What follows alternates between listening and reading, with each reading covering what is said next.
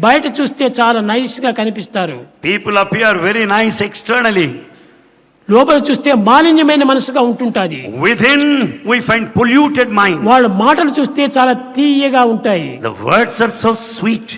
మనసు చూస్తే మహా రౌద్రంగా ఉంటుంటాది. Mind is full of anger and fury. అలాంటి రౌద్రమైనటువంటి మనసుతో మనం ఏమాత్రమూ చేరకూడదు. We should never be in the company of furious minded people.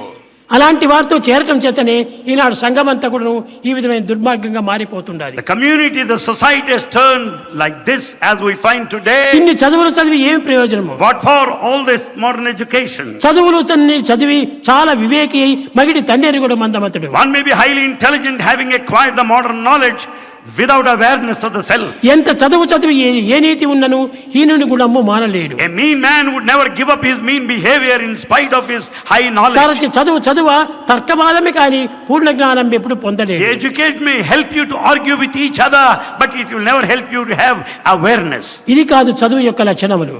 This is not the quality of education. మృదుమధురమైనటువంటి యొక్క పలుకులు. We should speak softly and sweetly. విధేయతతో కూడినటువంటి చర్యలు. We should be humble and obedient.